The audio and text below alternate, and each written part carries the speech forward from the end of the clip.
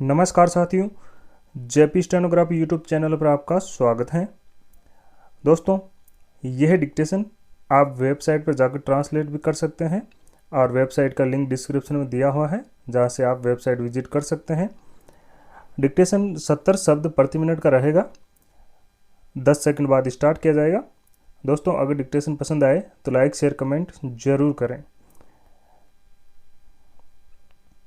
Start. अभियोजन पक्ष का मामला संक्षेप में इस प्रकार है कि दिनांक 15 मार्च 2022 को परिवादी मोहनलाल ने थाना कोतवाली में एक लिखित रिपोर्ट प्रस्तुत की। रिपोर्ट में उल्लेख किया गया कि दिनांक 14 मार्च 2022 की रात्रि को उसने अपनी मोटरसाइकिल अपने घर के बाहर खड़ी की थी। अगली सुबह जब वह जगा तो उसकी मोटरसाइकिल वहां नहीं थी।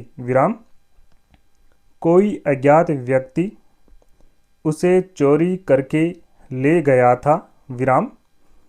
उक्त रिपोर्ट के आधार पर पुलिस ने धारा 379 भारतीय दंड संहिता के तहत प्राथमिकी दर्ज कर अनुसंधान प्रारंभ किया। अनुसंधान के दौरान पुलिस ने गुप्त सूचना के आधार पर दिनांक 20 मार्च 2022 को अभियुक्त रामदिन को संदिग्ध अवस्था में उक्त मोटरसाइकिल के साथ पकड़ा। अभियुक्त से जब वाहन के दस्तावेजों के संबंध में पूछताछ की गई तो वह कोई वैध कागजात प्रस्तुत नहीं कर सका।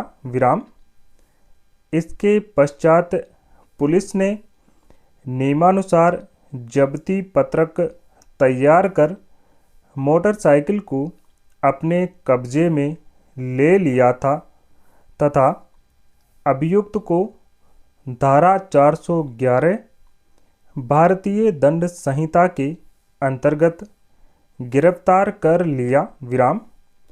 संपूर्ण अनुसंधान करने के पश्चात अभियुक्त के विरुद्ध न्यायालय में धारा 379 एवं 411 बांधस के तहत आरोप पत्र प्रस्तुत किया।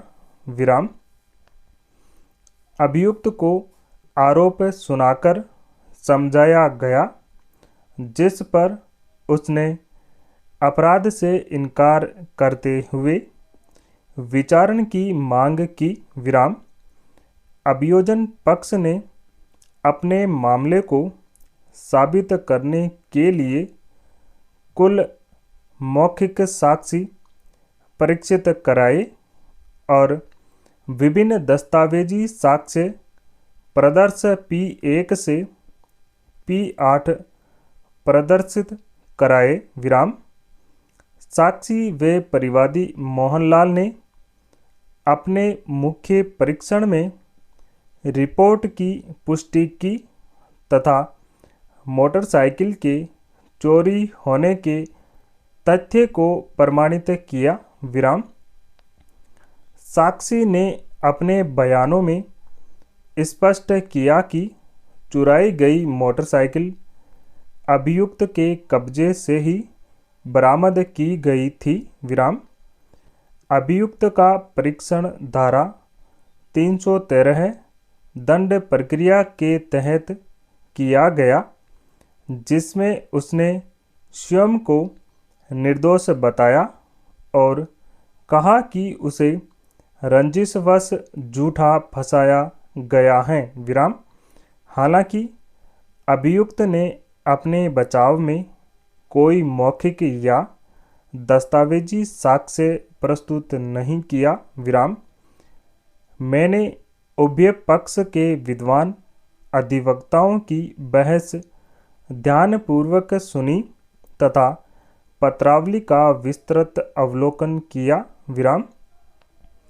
अभियोजन पक्ष द्वारा प्रस्तुत साक्ष्यों एवं जब्ती पत्रक से यह स्पष्ट रूप से सिद्ध होता है कि चोरी किया वाहन अभियुक्त के प्रत्यक्ष कब्जे से बरामद हुआ था। विराम।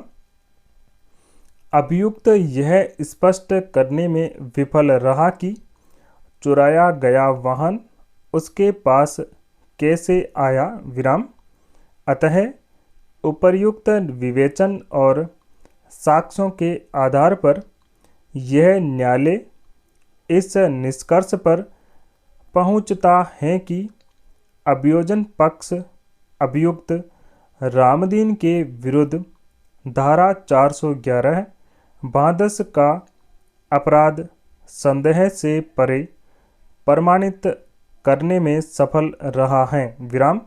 तदनुसार अभियुक्त को धारा 411 बांधस के तहत दोषी ठहराया जाता है तथा उसे 1 वर्ष के साधारण कारावास की सजा एवं रुपये 20,000 के अर्थदंड से दंडित किया जाता है। विराम। अर्थदंड न देने पर 10 माह का अतिरिक्त कारावास भुगतना होगा। विराम।